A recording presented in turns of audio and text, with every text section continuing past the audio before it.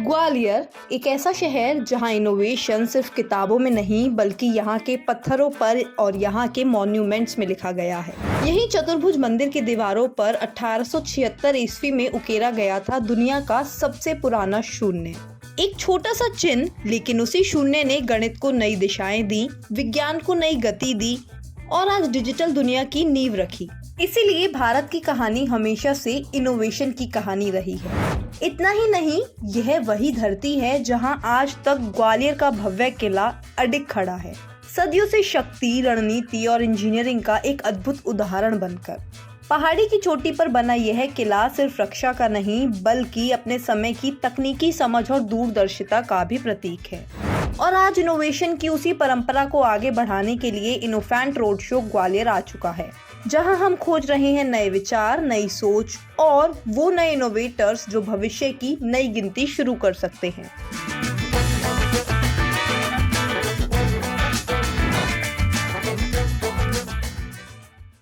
I am happy to inform that today we are having a very good interaction of three different domains, and that is the Top Gun Entertainment, Tice Media and Amity Innovation Incubator. These three are, though working in different fields, but they are coming together for the research and innovation. And for that, today we have organized one hour event, that is InnoFent, for the UG/PG students. And our UG and PG students, they enjoyed a lot. And we told the students to think beyond boundaries, have the out-of-box thinking. Only then some innovation can come out. Start today by thinking. After a few days, you will find that your thought may be converting into some product. So it's a very good opportunity. लेकिन हमने आज समझाया उनको, आप अपना idea लेकर के आइए और हम उसको, आपके आइडिया को एक स्टार्टअप और एक इंक्यूबेशन के थ्रू और आगे बढ़ाएंगे और कैसे आप इस फील्ड में ग्रो कर सकते हैं। आज हमारा देश 2047 विकसित भारत की तरफ जा रहा है, तो it will come only by the startup and this incubation. Without that, by through the service sector only, country cannot grow further. We cannot be dependent on the foreign countries for this and that things. We should be self-sufficient, self-dependent in all the aspects, be it energy, the defense or any other thing, and can come out only through the startups and the innovations. So I'm really happy and I thank all the teams that are coming from these three domains. So wish you all the best. Thank you. Jai Hind, Jai Bharat.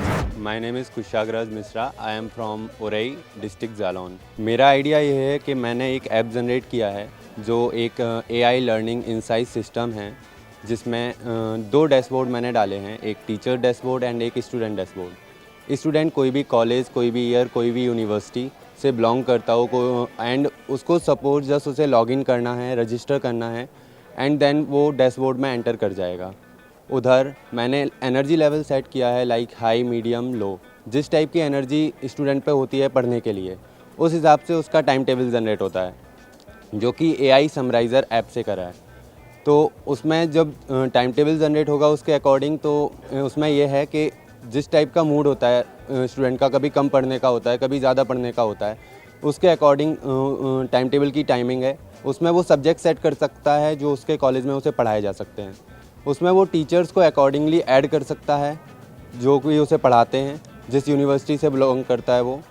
And then energy level से उसका time table decide होगा। After that उसमें एक मैंने progress data बनाया है जो उसकी weekly progress and streak completion पर काम करेगा। स्ट्रीक कंप्लीशन लाइक वो जितने दिन लॉगिन करेगा उस हिसाब से, जिस 3 hours study time table fix है, अगर वो 3 आवर डेली पढ़ता है तो स्ट्रीक कंप्लीट होगी। And after that weekly progress data generate होगा। उसमें एक क्विज़ कंपटीशन भी रखा हुआ है, जो उसने सब्जेक्ट डाले हैं उसके क्विजेस जनरेट होंगे। जब उसके क्विजेस जनरेट होंगे वो अटैम्प्ट करेगा, देन उसमें कट ऑफ क्वेश्चंस होंगे। कट ऑफ क्वेश्चंस कंप्लीट करने के बाद उसका score card weekly progress data पे अपडेट होता जाएगा।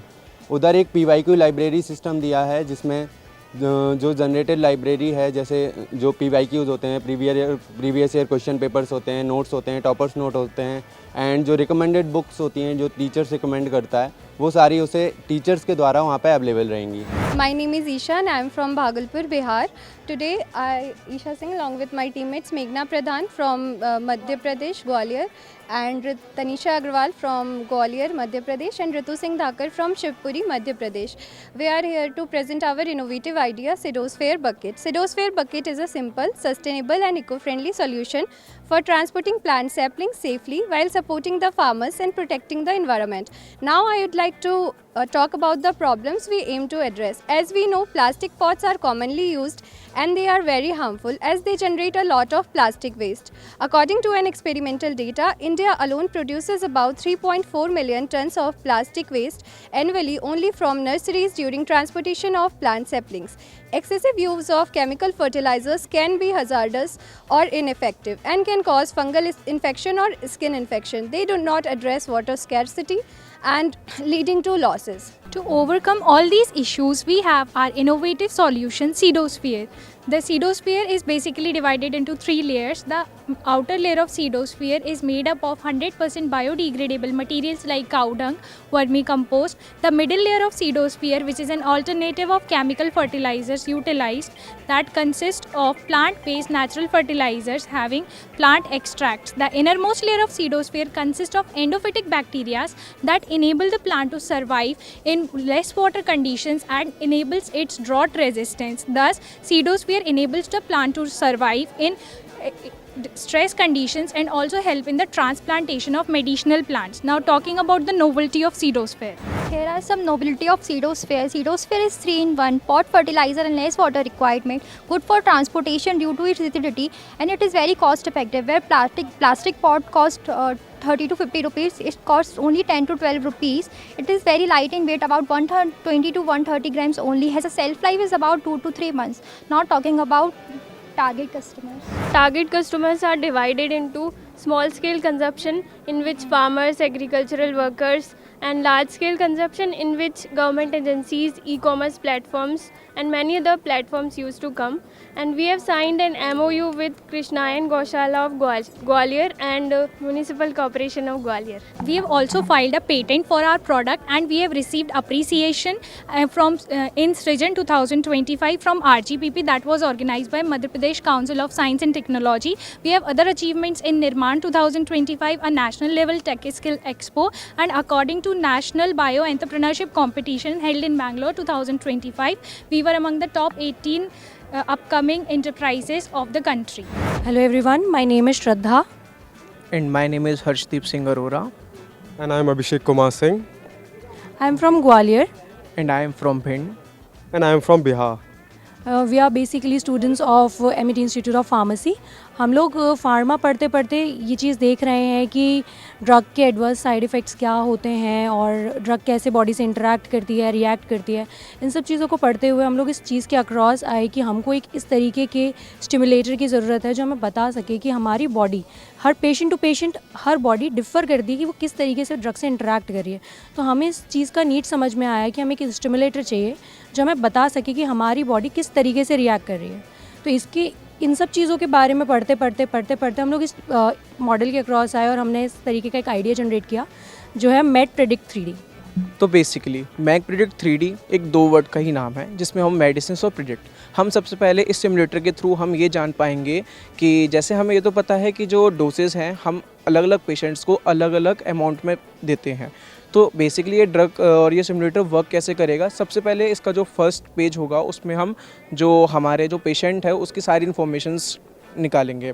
जैसे कि मान लीजिए एज हो गया, हाइट हो गया, वेट हो गया, उसका MRI रिपोर्ट, ECG रिपोर्ट्स वगैरह, उसके थ्रू हम लोग एक क्या करेंगे, हम लोग 3D उसकी बॉडी को हम लोग सिमुलेटर के थ्रू हम रिप्रेजेंट करेंगे, जिसके थ्रू हम उसकी जो डिसीज़ है जो हमें डायग्नोस करना है उसको, उससे रिलेटेड जो अलग अलग मेडिसिन हैं उसके प्रॉपर अलग अलग डोसेस के अमाउंट को कैलकुलेट करके हम उसमें अमाउंट्स डालेंगे, जो कि बेसिकली सिमुलेटर पे शो होगा कि वो जो ड्रग है और जिस अमाउंट में है वो किस किस पार्ट में जाके किस किस ऑर्गन्स पे क्या क्या इफेक्ट शो कर रहा है। हम ये देख रहे हैं कि इस बारे में और कहाँ कहाँ बातें चल रही हैं या किस तरीके की बातें चल रही हैं, इसका एक्चुअल नीड क्या है और ये किस तरीके से एक वर्चुअल आइडिया रियल वर्ल्ड में एग्जिस्ट करेगा। तो अभी हम बस इसी बारे में एक्सप्लोर कर रहे हैं। जैसे हमने देखा है कि डायबिटिक पेशेंट्स में ऑर्गन ट्रांसप्लांट्स होते ही नहीं है। Hello everyone, this is Ashutosh Singh Sikarwar from MIT University. So here my design which is inspired by Nest, जो मेरा इंस्पिरेशन था, जैसे कि हम एक डिज़ाइनर है, हम ह्यूमन बीइंग है, सो हम इतना क्रिएटिव सोच सकते हैं, बट मेरा इंस्पिरेशन लेने का मोटो ये था कि हम उनसे इंस्पायर हों जो जिनके हाथ पैर नहीं है, वो फिर भी अपना क्रिएटिव। तो मेरे लिए नेचर जो होना था, तो सबसे मुझे लगा कि लेना चाहिए वो नेस्ट लगा, जहाँ चिड़िया जिनके पास सिर्फ उनकी पीक होती है और पंजे होते, पैर होते हैं एंड पंख होते हैं। सो जो मैंने नेस्ट इंस्पायर हुआ है, जैसे कि ये रफ नेस्ट जो दिखाने के लिए मैंने कॉयर को यूज़ किया है, जूट के, एंड वहीं पे जो डेलिकेट जैसे अपने बच्चों को रखते हैं, जो कि डेलिकेट होने के बच्चे थे, डेलिकेट होने के बाद भी ऐसे रफ टेक्सचर में रह के भी सुरक्षित रहते हैं। तो उसी के लिए मैंने ऑर्गेन्जा यूज़ किया, एंड स्लीव्स जो कि उसका नेचुरल शेप होता है, एंड स्कर्ट को मैंने फ्लो ही रखा है मर्मेड स्टाइल में, फ्लो दिखने के सॉफ्ट फैब्रिक मैंने डच क्लिप यूज़ किया है, एंड कॉर्सेट, एंड इसका बैक है जैसे कि ये। एंड जो मैंने पैटर्न दिया है, ये इंस्पिरेशन ऐसा है कि वो इतना डेंस नहीं, उनका बहुत डेलिकेट होता है, थोड़ा लाइट सा होता है, थोड़ा ट्रांजी होती चीज़ें। सो उसी को दिखाने के लिए मैंने ये फैब्रिक जो है थोड़ा शेयर फैब्रिक और रफ टेक्सचर, इसका दोनों का कॉम्बिनेशन किया है, जहाँ पे वो दोनों ही चीज़ें मिक्स हो रही हैं, डेलिकेट भी और रफ टेक्सचर भी। So that was my inspiration for that design. Hi, I'm Krati Kulsres from Agra, currently pursuing fashion design from MIT University Gwalior, and this is my design that I created and designed. Initially I was inspired by seahorse, that is so unconventional for me because it is the only species that get pregnant being a male, right? So that was my inspiration, and I incorporated it in my design.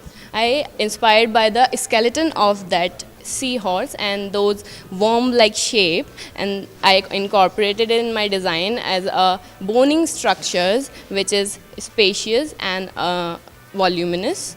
And here is my design. The details are similar from the seahorse skeleton. After pursuing, I really want to be presented as a creative student of MIT University, and I want to convey my thoughts and inspire students to be creative in this field, because it will inspire other people also to be as creative to survive in this design field. So yeah, I want to represent myself as a creative personality outside the world and in future also. I'm Shivani from Bhind. I am Palak from Gwalior. I am Naman Agarwal from Manipur. Today we are here to present our herbal soaps that we have made in our laboratories without any harsh chemicals. So we have different varieties of soaps like rose and beetroot, tulsi and neem, honey and lemon, aloe vera and cucumber, coffee and rice flour soaps. So all these have different qualities with different benefits. So here we have different types and different varieties. These all soaps have their different advantages, and these are customized for different skin types. As we have beetroot and rose, which is for skin brightening, as beetroot is an antioxidant which is very helpful. And next we have next we have coffee and rice, which is actually helpful in detanning. And in these soaps हमने कोई भी chemical preservatives use नहीं किए हैं, कोई भी chemical ingredients हमने नहीं यूज़ किए हैं. These are completely herbal, and here we have used natural bases for like shea butter and glycerine. We have used standardized extract concentrations. We have laboratory maintained pH, which also helps in maintaining the concentration as well as the stability of the soaps that are actually natural. You can even see that we have packaged it really well, which maintains the airtight packaging, you can say, or this helps in maintaining your soap's stability. So for now we have prepared some samples of our ideas. We haven't started it as a startup or any brand name, but we have this idea and we are thinking of implementing in real based scenarios. My name is Shishupal Singh. I am from Gwalior. And my name is Sachin Mosle. I am from Ashok Nagar. And हमने ये एक instrument बनाया हुआ है. ये best type instrument है. इसमें हम लोग केमिकल्स, ग्रेन्यूल्स, पाउडर वगैरह को ड्राइंग कर सकते हैं. इसमें हम लोग छोटे पर्पस के लिए बनवाया है हमने ये एक्चुअली. इसमें हमने कुछ नहीं ये थोड़ा प्राइस इफेक्टिव है. हमारा जो ट्रेडर है वो भी एक प्रोटोटाइप है. इसके अंदर हमने थोड़े बहुत वो भी किए हुए हैं, जैसे कि हमने इसमें एक टेम्परेचर इंडिकेटर लगाया है, हमने इसमें एक ऑन ऑफ का बटन लगाया है और एक इंडिकेटर भी लगाया हुआ है. और ये जो पूरा है ये स्टील के केस का है और इसके अंदर जो है ये ट्रेज हैं जिनके अंदर होल्स हैं, तो इसकी वजह से क्या होता है, जब हम इसको ऑन करते हैं तो उसके नीचे हमने एक फ़ैन भी लगाया हुआ है, तो उस फ़ैन की वजह से जो एयर है वो नीचे से लेके ऊपर तक सर्कुलेट होती है, और यहाँ से एक आउटलेट है जहाँ से जो एयर है वो पास आउट हो जाती है। तो ये जो है पाउडर जो फार्मास्यूटिकल्स में हम यूज़ करते हैं, फार्मास्यूटिकल पाउडर्स जो होते हैं उनको ड्राई करने के लिए हम इसको यूज़ करते हैं। और इसकी और इन्फॉर्मेशन चाहिए हो तो ये QR कोड भी लगाया हुआ है हमने, इसको स्कैन करके आप इसका यूजेस देख सकते हैं, ये कैसा क्या है, सब इसके हिसाब से सब हो जाएगा।